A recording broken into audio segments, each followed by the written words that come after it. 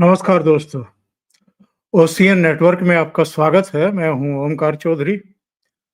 बिहार पर सबकी निगाहें लगी हुई थी।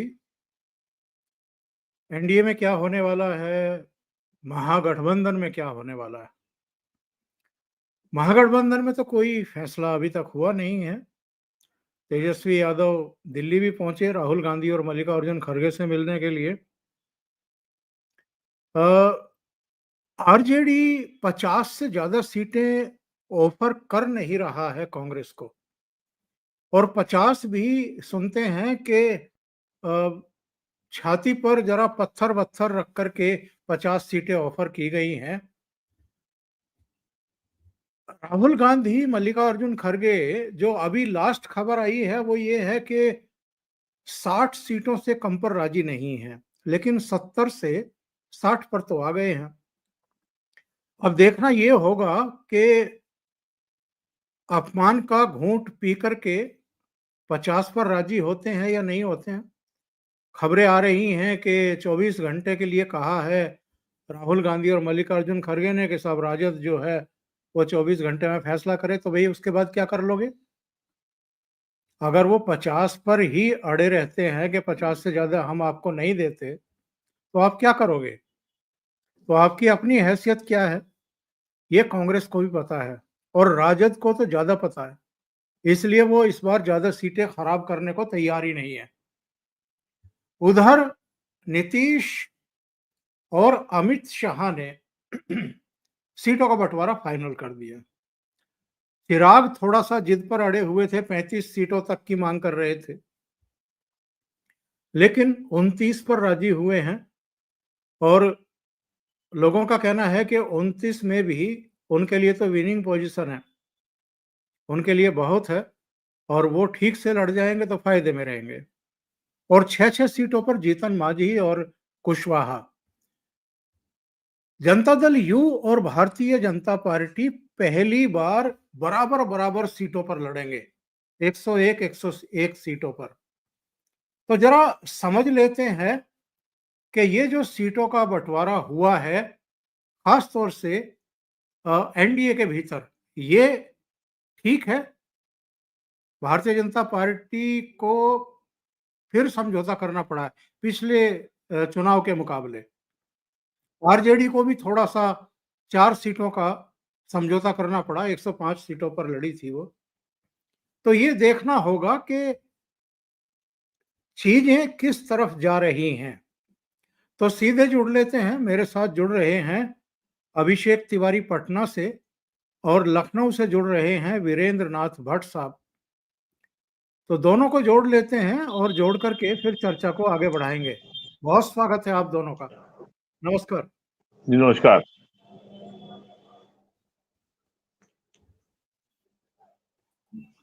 और अभिषेक जी अस्वस्थ हैं, लेकिन फिर भी चूंकि आज का घटनाक्रम बहुत महत्वपूर्ण था इसलिए वो जुड़े हैं। तो अभिषेक जी, आपके पास ही आता हूं सबसे पहले। जनता दल यू, बीजेपी, जीतन मांझी, कुशवाहा, चिराग, इन पर तो हम बाद में आते हैं। ये कांग्रेस और आरजेडी के बीच जो पेंच फंसा हुआ है, इसके बारे में क्या सोचना आपके पास है? पेंच सिर्फ सीट का फंसता तो सॉल्व हो जाता है, ऐसा नहीं है। राजद सेक्रीफाइस कर देती, 50-60 सीट भी दे देती। कांग्रेस कह रही है कि 50 सीट दो, तो 50 सीट फिर हमारे मन के मुताबिक दो। अब वो 50 सीट में आरा की सीट मांग ले रही है, अगियाओं सीट आप कह दीजिएगा। अच्छा, महागठबंधन में एक समस्या है कि राहुल शर्मा को घोसी सीट के लिए वो तोड़ के तो लेकर आ गए। अब घोसी सीट लेफ्ट की सीट है और कोई जीता हुआ सीट थोड़ी ना देता है सर। जीता हुआ सीट कोई नहीं देता। वो राजद से अड़ी हुई कि बोला भाई राहुल शर्मा को तुमको जहां शिफ्ट करना है करो, ये तो हमारा विनिंग सीट है, वो नहीं दे रहे, पेज फंस गया। इसी प्रकार से कांग्रेस चाहती है शाहपुर में भी सीटें, बक्सर सीट उनका है ही, और अब वो कह रही कि नहीं, हमको शाहपुर और ब्रह्मपुर जैसी सीटें भी दीजिए। अगर शाहपुर कांग्रेस लड़ेगी तो फिर शिवानंद तिवारी के लड़के जो कि जीते हुए आदमी हैं वो कहां लड़ेंगे? तो कई विनिंग सीटों पे, अच्छा पप्पू यादव चाहते नहीं कि बीमा भारती पूर्णिया से लड़े। अब पूर्णिया का सिनेरियो देखे सर, संतोष कुशवाहा जो जेडीयू से लड़े थे लोकसभा चुनाव, वो आरजेडी ज्वाइन कर चुके हैं आज, मतलब कल ही। पप्पू यादव जो लोकसभा का निर्दलीय जीते वो कांग्रेस के हैं, और बीमा भारती जो राजद से लड़ी वो राजद में है। यानी पिछली बार लोकसभा 2024 के तीनों कैंडिडेट वो सब महागठबंधन में। तो शहरी सीट लड़ना चाहते हैं संतोष कुशवाहा, लोग कह रहे हैं कि बाबा सांसद का भी टिकट तुम ही लो और विधानसभा भी तुम ही चुनाव लड़ो, ऐसा कैसे होगा? तो ये सारी चीजें असहज कर रही है। सीमांचल की ज्यादातर स्ट्रांग सीटें कांग्रेस मांग कर रही है, ऐसा नहीं कि सिर्फ किशनगंज मांग रही है। किशनगंज सिर्फ मांगी होती तो बात नहीं होती। इको आ रहा है? जी जी, अब नहीं आएगा। तो अगर कांग्रेस इस तरह से चाहती तो फिर ये कैसे होगा? अब राजद को पता है कि हम 60 सीट दे दें और अपनी मर्जी की सीटें दे दें, कोई दिक्कत नहीं है। 50 सीट पर राजद, आपने बोला सर कि क्या कर लेगी कांग्रेस? ये कांग्रेस का चुनाव नहीं है, तेजस्वी यादव का चुनाव है। कांग्रेस भी, जैसे राजद की मजबूरी है वैसे कांग्रेस भी राजद की मजबूरी है। कांग्रेस नहीं लड़ सकती राजद के बिना, वो पता है, लेकिन राजद लड़ सकती है क्या बिना कांग्रेस के बिहार में? क्योंकि मुस्लिम वोट बैंक डिवाइड हो जाएगा ना, कोर मुस्लिम वोट बैंक डिवाइड हो जाएगा। इसलिए यह कहना गलत होगा कि 40-30 दे देंगे तब भी मानना पड़ेगा। बहुत हड़कंप मचा हुआ है। और मेरे पास जो सूत्र है, जो अलवर जी केरला के हैं, उन्होंने कह दिया कि भाई हमारे पास लड़के हैं, हम लोग लड़ लेंगे, आप हमको 24 घंटे का टाइम आपको हम दे रहे हैं। आनंद फानंद में तेजस्वी दिल्ली गए हैं। एक पेच और फंसा हुआ है, कांग्रेस कह रही है कि हम ठीक है 50 सीट पे लड़ लेंगे, लेकिन तेजस्वी यादव को अभी हम सीएम कैंडिडेट घोषित नहीं करेंगे क्योंकि उसके कारण हमको नुकसान पहुंचाना पड़ रहा है, इमेज दागदार है। अब संजय यादव को यह बात कैसे पसंद? वो अनाउंस कर चुके हैं अलग अलग न्यूज चैनल में जाके कि तेजस्वी हमारे कैंडिडेट है, तेजस्वी हमारे कैंडिडेट है ओंकार सर। तो पेच महागठबंधन में बहुत खतरनाक ढंग से फंसा हुआ है जी। पर वीरेंद्र जी, छवि किसकी अच्छी है? छवि तो राहुल गांधी की भी अच्छी नहीं है, छवि तो सोनिया गांधी की भी अच्छी नहीं है। दोनों जमानत पर घूम रहे हैं नेशनल हेराल्ड केस में। और अगर छवि का इतना ही खतरा था इनको, तो फिर साथ में ये यात्रा वात्रा क्यों निकाल रहे थे? आज बिहार के जी बोलिए अभिषेक जी। नहीं आप कंटिन्यू कीजिए। बिहार के कॉन्टेक्स्ट में मामला बड़ा पेचीदा इसलिए हो जाता है, जिस तरीके से वोट चोरी यात्रा राहुल गांधी ने निकाली और शायद मजबूरी में बेमन से उसमें जो है तेजस्वी यादव शामिल हुए, और उसके बाद जो तेजस्वी यादव ने यात्रा निकाली और फिर उन्होंने वोट चोरी का नाम नहीं लिया इस डर से कि कहीं चारा चोरी का नाम ना आ जाए, तो बिहार के कॉन्टेक्स्ट में मामला बहुत पेचीदा है। और जैसा अभिषेक ने कहा कि अभी जो है अब हम तेजस्वी को मुख्यमंत्री का उम्मीदवार घोषित नहीं कर सकते, उनकी छवि का लोचा है, उनकी छवि में समस्या है, तो वही समस्या है चारा चोरी वाली। और उसके अलावा और अब की बार जो है, जो मुझे सबसे बड़ी समस्या दिख रही है, 2015 का चुनाव में मैं अगर याद करता हूं तो समाजवादी पार्टी महागठबंधन में शामिल थी और अंतिम समय में समाजवादी पार्टी महागठबंधन के बाहर हो गई। और और और उस समय महागठबंधन के नेता नीतीश कुमार थे और एनडीए को बाहर बैठना पड़ा था। 1-1.5 साल में वो खैर नीतीश कुमार वापस आ गए और आरजेडी बाहर हो गई। तो अब की बार जो है वो उनमें वो आक्रामकता नहीं है मुद्दों में इनके पास, खाली संकट सीटों के बंटवारे का नहीं है, मुद्दों के घनघोर अभाव का है। इतनी शेख चिल्ली किस्म की घोषणा कर दी है कि हर परिवार से एक व्यक्ति को नौकरी देंगे। अरे भाई, किसी भी राज्य में आबादी का 1.5%, 2% से ज्यादा कहीं राज्य सरकार की नौकरियां हैं ही नहीं। और और जितना उसमें राज्य सरकार को केवल वेतन देने में खर्चा आएगा, वो राज्य सरकार के कुल रेवेन्यू रिसीट का 10 से 15 गुने ज्यादा है। तो ये इतनी शेख चिल्ली घोषणा कर दी है तो महागठबंधन में आरजेडी कांग्रेस के बीच में केवल सीट के बंटवारे का, सत्ता के शेयरिंग का ही झगड़ा नहीं है, मुद्दे का भी झगड़ा है, का भी संकट है। किस मुद्दे पे लोगों को आप जो है मोबिलाइज करेंगे? जन स्वराज पार्टी चाहे उसका जो भी हश्र हो, कितनी भी सीटें वो जीते, कितना परसेंटेज वो शेयर जीते, लेकिन कम से कम जनता उसको कितना स्वीकार करती है, नहीं करती है, ये समय के गर्भ में है। उसके पास एक मुद्दा तो है। और तीसरी जो सबसे बड़ी समस्या हो रही है, जिस तरीके से पिछले 10 साल के केंद्र सरकार के, राज्य सरकार के आइडेंटिटी पॉलिटिक्स की जाति आधारित जो गोलबंदी की राजनीति होती थी, उसकी काट के रूप में जो कल्याणकारी योजनाओं का लाभ जाति मजहब से ऊपर उठ करके सबको दिया गया है, सबको पहुंचा है, और जो सबका साथ सबका विकास का नारा ग्राउंड लेवल पे, ग्राम पंचायत लेवल में घर घर पहुंचा है। तो अब जैसे यूपी में आज ही जो है एक डाटा रिलीज हुआ है कि हर घर जल योजना के अंतर्गत अब तक 90,000 करोड़ योजनाएं रुपए की योजनाएं पूरी हो चुकी हैं, और लगभग 74 जिलों में ये काम 90% पूरा हो गया है, और पूरा बुंदेलखंड सैचुरेट हो गया है। और नरेंद्र मोदी ने 2019 के लोकसभा चुनाव के कैंपेन में इसकी घोषणा की थी। तो गांव में जल पहुंच रहा है घर घर, तो ये बिहार में भी पहुंच रहा है। प्लस तो पहला संकट महागठबंधन का है, सीटों का बंटवारा। दूसरा संकट है एक एग्रेसिव आक्रामक मुद्दे का अभाव।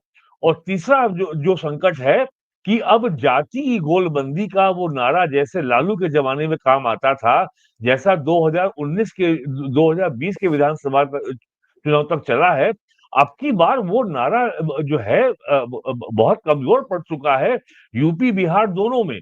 और बिहार में कैसे सीटों का बंटवारा होता है, इसका बहुत ही बेसब्री से प्रतीक्षा यूपी में भी हो रही है, क्योंकि 2027 में अखिलेश यादव को इन्हीं सारी समस्याओं से दो चार होना पड़ेगा कि कैसे वो जो है सीटों का बंटवारा करेंगे। और जैसा अभिषेक ने कहा कि दोनों की एक दूसरे को जरूरत है, यूपी में भी समाजवादी पार्टी कांग्रेस को एक दूसरे की जरूरत इसलिए है कि यहाँ मामला मुस्लिम वोटों का है, और यूपी में भी अब जैसा अभी अभिषेक ने कहा कि कांग्रेस खासकर सीटें मांग रही है, वही कांग्रेस यूपी में भी कर रही है।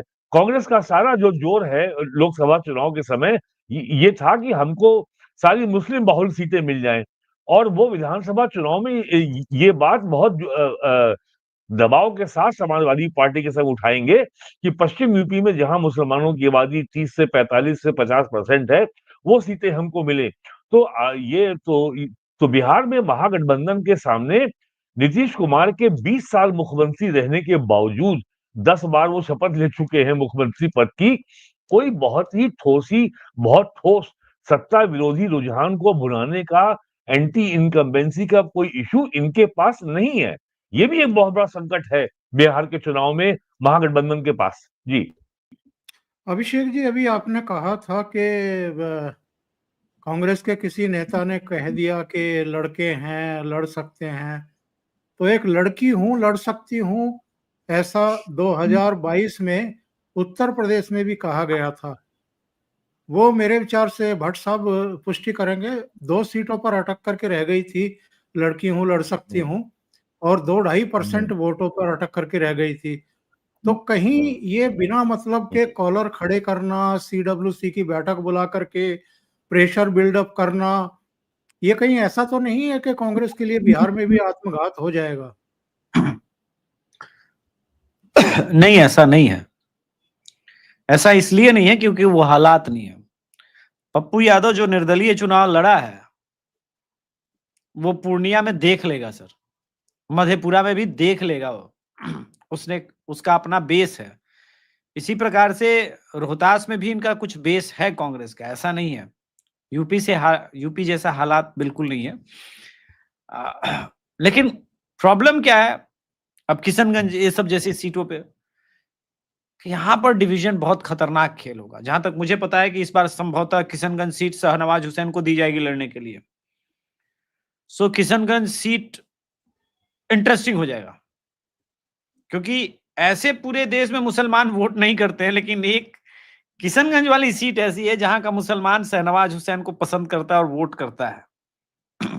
ठीक है, तो वो सिचुएशन थोड़ा सा डिफिकल्ट हो जाएगा, और वो तब जब स्पेशली ओवैसी भी उस सीट पर दावा ठोक रहे हैं ऑलरेडी। और कांग्रेस के साथ ये प्रॉब्लम नहीं है कि यूपीसी हो जाएगी। यूपी में तो लड़े थे, यूपी के 2 लड़के 2017 में, तब तो अलायंस में भी थे। अगर भाजपा और जेडीयू मेजर मिस्टेक ना करे सीट बंटवारे में, टिकट बंटवारे में, सीट तो बंटवारा हो गया, टिकट बंटवारे में, तो अभी तो वो ड्राइविंग सीट पर आ ही गई है। आरजेडी जो कार्ड खेल रही है वो बीजेपी को ज्यादा दिक्कत कर रही है। आरजेडी खुल के भूमिहार कार्ड खेल रही है। पिछली बार एक भूमिहार को टिकट दिया था, इस बार ऑलरेडी जो मेरी इंफॉर्मेशन है कि 8-9 भूमिहार को वो टिकट ओके कर चुकी है। आशुतोष चूंकि बीजेपी ज्वाइन की है उसका कार्ड ढूंढने के लिए। तो बिहार का इलेक्शन इस बार पूरी तरह से मैं देख रहा हूं सेंट्रल के बजाय लोकल हो गया है। बस मोदी फैक्टर एडेड है जिसका कोई काट नहीं है।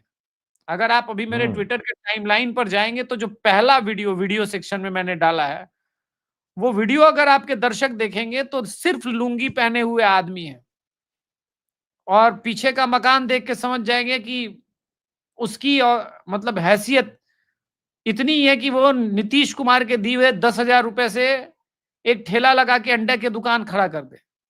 लेकिन उसके लिए बड़ी बात यह कि उसको ये लगता है कि उसके लिए बैंक के दरवाजे मोदी और नीतीश ने खोले, वरना आज तक ऐसे लोगों को बैंक या मुख्य धारा से अनटचेबल रखा गया है। इसलिए ऐसा तबका जो जिस पर कांग्रेस या फिर राजद दाव खेल रही कि उनका तबका है, एक्चुअली उस तबके ने मोदी को देवदूत बना लिया है। और ये ग्राउंड रियलिटी है, कोई मैंने पेड शो आशुतोष के थ्रू नहीं करवाया सर। ये सेंटीमेंट बताता है कि बिहार में मोदी फैक्टर कितना बड़ा हो जाता है। गुजरात के बाद संभवतः कहीं सबसे बड़ा फैक्टर अगर मोदी फैक्टर काम करता है तो बिहार स्टेट है सर। यहां राष्ट्रवाद का कॉकटेल है, यहां बांग्लादेश का कॉकटेल है। अब आप देखिए लिटरली जेडीयू को कहा जा रहा है कि वो सवर्णों की पार्टी हो चली है। संजय झा है, अगर आप देखें आसपास के लोग तो संजय झा हो गए, ललन सिंह हो गए, विजय चौधरी हो गए, तो ये सवर्णों की पार्टी कही जाने लगी है। प्लस कुशवाहा लव कुश समीकरण वाला तो है ही। जितना नोएडा दफ्तर के लोग सोच रहे हैं कि जेडीयू कमजोर है, मुझे धरातल पर उतनी स्ट्रांग नजर आ रही है सर। मैं बहुत सरप्राइज नहीं हूंगा अगर इस इलेक्शन में सेकेंड लार्जेस्ट पार्टी वो बन के निकले बीजेपी के बाद। पर देखिए अभी बहुत चुनाव और इसमें टिकट बंटवारा और इन सब में बहुत बाकी है। टिकट बंट जाने देंगे, उसके बाद हम देखेंगे क्या होता है जी। आरजेडी यूपी में योगी जी आ रहे हैं, संभाल ले आपका चुनाव। आप अभी थोड़ी प्रतीक्षा कीजिए। योगी जी की महा डिमांड है बिहार में, डिमांड नहीं महा डिमांड है। आगे उस पर भी चर्चा करेंगे जब कभी प्रोग्राम करेंगे इस विषय पे। मैं ये पूछ रहा हूं कि कांग्रेस कहां तक तैयार हो जाएगी? कांग्रेस कोई सूचना है? 50 सीटें तो चाहिए, लेकिन 30 जो उसकी डिमांड हॉट सीट की है वो देना पड़ेगा, मान जाएगी कांग्रेस। अब 30 राजद उनमें से वो दे देगी हाई प्रोफाइल, तो राजद का ऑब्वियस है। पिछली बार लगभग 141 सीट पे लड़के 50% के ही आसपास राजद का स्ट्राइक रेट था। जो लोग हवा में उड़ रहे, मैं बता दूं, 75 सीट लेकर के आए थे, कोई तोप नहीं मारा था। सबसे अच्छा स्ट्राइक रेट लेफ्ट का था। तो अगर हाई प्रोफाइल सीटें राजद त्यागेगी और लड़ेगी भी 131 सीट के आसपास या 135 सीट के आसपास, इसका मतलब तो सर यही है कि राजद के लिए मुसीबत बढ़ेगी। राजद को सरकार बनाना है तो राजद को स्वयं 90 सीट तक पहुंचना पड़ेगा, और समीकरण बता रहे हैं कि 60 पार उनका मुश्किल है। तो दिल्ली तो फिर दूर नजर आ रही है मुझे, कम से कम व्यक्तिगत रूप से। मैं जितना बिहार को, मैंने कल ही के शो में, आज मैं लोग बात कर रहे हैं कि सीट शेयरिंग हो गई, दर्शकों को मैं बताऊं, मैंने कल के शो में बताया था कि चिराग पासवान को 29 सीटें मिल रही हैं। ऑब्वियसली मेरा सोर्स वहीं से था, बड़ा सोर्स था लोजपा का। चिराग पासवान को 29 सीटें, बीजेपी 100 सीट और 101 सीट पर जेडीयू, ये फॉर्मूला पहला था। लेकिन मोदी जी के कारण 1 सीट का त्याग कर दिया जीतन राम मांझी ने, और बीजेपी भी 101 पर आ गई। और जीतन राम मांझी आज एयरपोर्ट से लौटने के टाइम में क्या बोल करके आया कि हम मोदी जी के, हम तो जाने के पहले भी बोल दिए थे कि हम मोदी जी के साथ हैं और मोदी जी के साथ खड़े हैं, क्योंकि मोदी जी ने कहा कि कोई बात नहीं, आपकी 6 की 6 फेवरेट सीट दे देता हूं। इतना बड़ा कलेजा महागठबंधन में किसी के पास है ही नहीं, न संगठन है। वो 6 की 6 लिटरली जो मिली है जीतन राम मांझी को, डेड श्योर सीटें मिली, वो 6 में से 5 जीत जाएगा अच्छे से फाइट किया तो। यही हाल उपेंद्र कुशवाहा का है, उनको उनकी फेवरेट सीटें दी गई हैं। चिराग पासवान को 29 दिया गया है। अब देखिए उसमें भी कहां क्या होता है, अपडेट बाकी रात तक मेरे पास आएंगे। रात के 11 बजे तक तो मोबाइल ओपन ही रहेगा मेरा आज, क्योंकि बहुत हलचल में हूं मैं। उस पर भी आते हैं अभिषेक जी। मैं ये जानना चाह रहा हूं कि केवल कांग्रेस के साथ झगड़ा नहीं है आरजेडी का। अब मैं देख रहा था ये सीपीआई एमएल 30 सीटों की मांग कर रही है, तेजस्वी 22 से ज्यादा देने को तैयार नहीं, सीपीआई 24 सीटों की मांग कर रही है, आरजेडी उसको केवल 7 सीटों पर अड़ी हुई है, सीपीएम 10 सीटों की मांग कर रही है, तेजस्वी 5 से ज्यादा देने को तैयार नहीं, मुकेश सैनी 30 सीटों की चाह कर रहे हैं, आरजेडी ने कहा है कि आप 18 सीटों पर लड़ लीजिए। यानी जो इसके दूसरे सहयोगी हैं कांग्रेस के इतर 94 सीट मांग रहे हैं आरजेडी से। देखिए ये तो संभव नहीं है ना कि अब आरजेडी 50 सीट पे लड़े, तो इनको मानना तो होगा ही। ऑप्शन क्या है? नहीं मानना, अकेले जाके लड़के देख लो। अकेले जीतने की अगर हैसियत है तो लड़के देख लो भाई। बार्गेन उतना नहीं करना चाहिए कि मुख्य पार्टी असहज हो जाए। और देखिए पैन बिहार 2 ही नेता है बिहार में, कोई माने ना माने, एक तेजस्वी, दूसरा नीतीश, और कोई पैन बिहार नेता नहीं है। बीजेपी में तो कतई नहीं है। बीजेपी तो मोदी योगी के भरोसे चल रही है, हेमंता बिश्व शर्मा के भरोसे चल रही है। बिहार में सम्राट चौधरी पैन बिहार नेता नहीं है। हाँ, अब एक पैन बिहार नेता एनडीए से और उभर रहा है, वो है चिराग पासवान, इसमें कोई डाउट नहीं है। चिराग पासवान पैन बिहार नेता बन चुके हैं, उनको पूरे बिहार में जन समर्थन है। तो अगर आप देखेंगे कांग्रेस क्या योगदान दे पाएगी राजद के फेवर में, दीपांकर भट्टाचार्य लेफ्ट से कौन सा तीर मार लेंगे, कितनी सभाएं कर लेंगे। दिन बचा हुआ है 24, 6 तारीख को पहली पटना में वोटिंग हो जानी है, और आज तारीख सबको पता ही है। यानी 1 महीने से कम इसमें नॉमिनेशन होना है, प्रचार प्रसार होना है। 11 तारीख को नवंबर को दूसरी वोटिंग, यानी 1 महीना आज से पूरा बचा हुआ। 1 महीना में अगर पर डे 5, कल से मैं कह रहा हूं, कल से भी अगर तेजस्वी पर डे 4 सभाएं करें तो 120 सभाएं कर पाएंगे 120 सीट पर। अब जरा एनडीए की वास्तविकता समझ लेते हैं। एनडीए के पास नाम की कमी नहीं है। राजनाथ सिंह होंगे कहीं पर, हेमंता होंगे कहीं पर, योगी होंगे कहीं पे, मोदी होंगे, चिराग होगा, संजय झा होंगे, ललन सिंह होंगे, नीतीश कुमार होंगे। इनके पास टीम है, हैवी वेट लोग हैं, ये लोग कवर कर लेंगे 1 महीना में। क्या राहुल गांधी 50 सभा बिहार में करेंगे? अगर राहुल गांधी ने बिहार में 50 सभाएं कर दी तो महागठबंधन 50 सीट नहीं जीतेगा। मैं आपके चैनल पर जाके बोल के आ रहा हूं। मैं आपको एक ऑडियो सुनवाता हूं जो मैंने कल के ग्राउंड रिपोर्टिंग की। अभी तक मैंने लाइव नहीं किया है, लेकिन मैं आपको चाहता हूं कि आपके दर्शकों को मैं ऑडियो सुनाऊं। मैंने खुद की ग्राउंड रिपोर्टिंग की है। 1 मिनट सर, मैं निकाल के दे रहा हूं। अभी एडिट होकर के आया भी एक्चुअली। अरे 1 सेकेंड सर,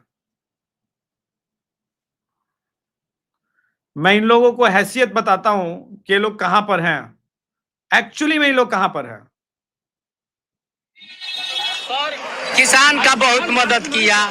4 महीना पर 2 हजार रुपया, साल में 6 हजार देते हैं। राशन भी देते हैं। राशन पहले चोरी चल जाता, अब ठेपा लगाओ, कहीं पर राशन उठाओ। बहुत सुविधा किया मोदी जी। हमने ये वो गांव के लोग हैं पीछे के बैकग्राउंड में। 1 मिनट, हिंसक होता है क्या? कभी ना। तो ये इस प्रकार की बातें राहुल क्यों करते हैं? राहुल पगला गई। राहुल हिंदू नहीं है। आप सोचिए कैसी कैसी बातें। ये साहब आज के मैं दर्शकों को बताऊं, ये ग्रामीण आदमी है, पीछे खेत दिख रहा है सर, मुरेठा बांधा है। इसी पीडीए के भरोसे चल रही है ना तेजस्वी यादव की इंटायर टीम। यही पीडीए के भरोसे पूरी इंटायर इनकी टीम चल रही है ना। ये पीडीए का आदमी तो मोदी को भगवान बनाए हुए है, कैसे लड़िएगा? क्या बोला इसने वोट चोरी पर? इसने, मैंने पूछ लिया कि सनातन को गाली दे, तो कह रहे कि वो हिंदू का जन्मा थोड़ी ना है। अगर ये बात भोजपुर जिले के एकदम सुदूर गांव में पहुंची हुई है तो आप क्रांति समझ सकते हैं सूचना की, सोशल मीडिया की। अब मैं क्या बताऊं इसके आगे सर। सही है।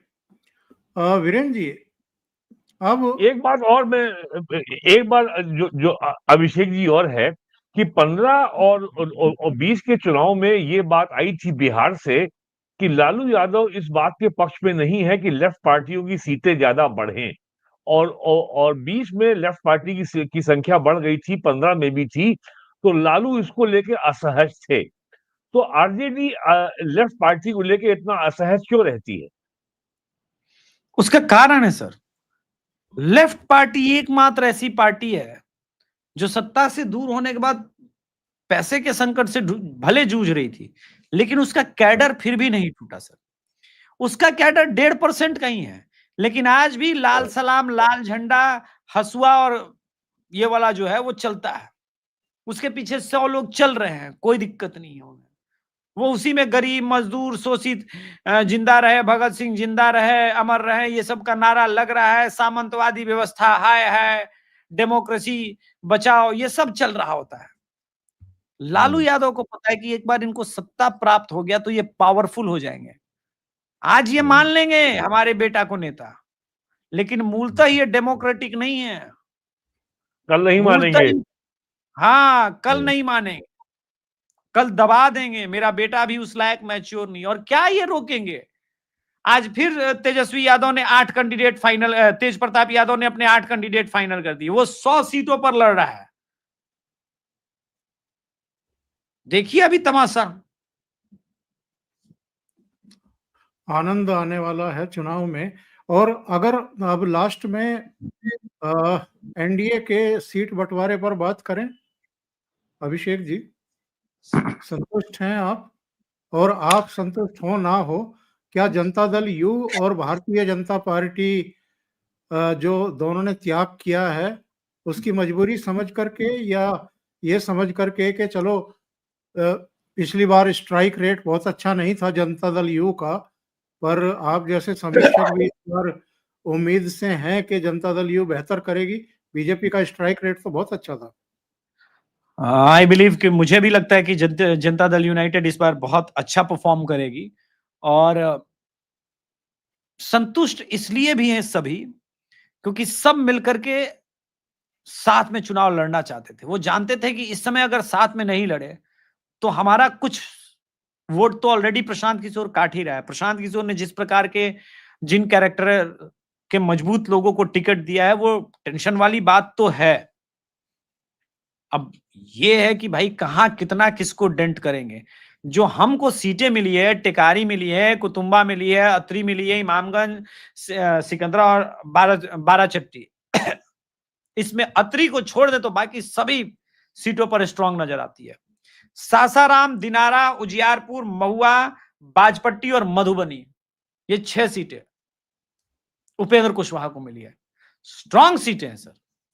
इन सीटों पे ये अच्छा परफॉर्म करेंगे। तो मुझे लगता है कि कुल मिलाकर के सब संतुष्ट होंगे। जदयू इसलिए संतुष्ट है सर क्योंकि जदयू को पता है कि इंपॉर्टेंट मेरे लिए 115 सीट नहीं है, इंपॉर्टेंट ये है कि 101 में भी लड़के 60-65 लेकर के आओ, ताकि अपना सीएम पद का दावा मजबूत रहे। ये इंपॉर्टेंट है। तो मुझे लगता है कि उसने इस मौके को समझा है। और भाजपा ने क्यों सेक्रीफाइस किया? भाजपा को पता है कि ये मेरा चुनाव नहीं है, नहीं उनके। ये मेरा चुनाव नहीं है। और चूंकि जेडीयू ने इतना सेक्रीफाइस किया है, और तो अब अभी वो जेडीयू के साथ कोई हेर फेर भी नहीं करना चाहती, क्योंकि सेंटर में जेडीयू के 12 सांसद मोदी जी को सपोर्ट कर रहे हैं। तो म्यूचुअली चिराग पासवान को पैन बिहार बनना है, 29 सीटें हैं, उनके ऊपर दे दी गई कि चलो ठीक है, तुमने मांगा, इस बार दे दिया, देखते हैं कितने तीर मारते हो और कितने एनडीए के लोगों को जिताते हो। तुम बोल तो रहे हो कि 243 सीट पर लड़ रहे हैं, और देखते हैं शाहाबाद में जो जिम्मेदारियां मिली है तुम पूरा कर पाते हो कि नहीं। तो सब अच्छा, ऑल वेल, सारे संतुष्ट हैं, कोई दिक्कत नहीं। बहुत बहुत धन्यवाद अभिषेक जी और वीरेंद्र जी, आप दोनों जुड़े और बहुत महत्वपूर्ण मुद्दे पर चर्चा की। और दर्शकों से एक निवेदन है, आपको अगर ये प्रोग्राम अच्छा लग रहा है तो लाइक का बटन जरूर दबा दें, और अभी तक अगर आपने चैनल सब्सक्राइब नहीं किया है तो सब्सक्राइब कर लें। अभिषेक जी का चैनल है द अभिषेक तिवारी शो, उसको भी जरूर आप सब्सक्राइब करें और सहयोग भी करें। बहुत बहुत धन्यवाद आप दोनों का भी और दर्शकों का। थैंक यू सर, प्रणाम सर। नमस्कार।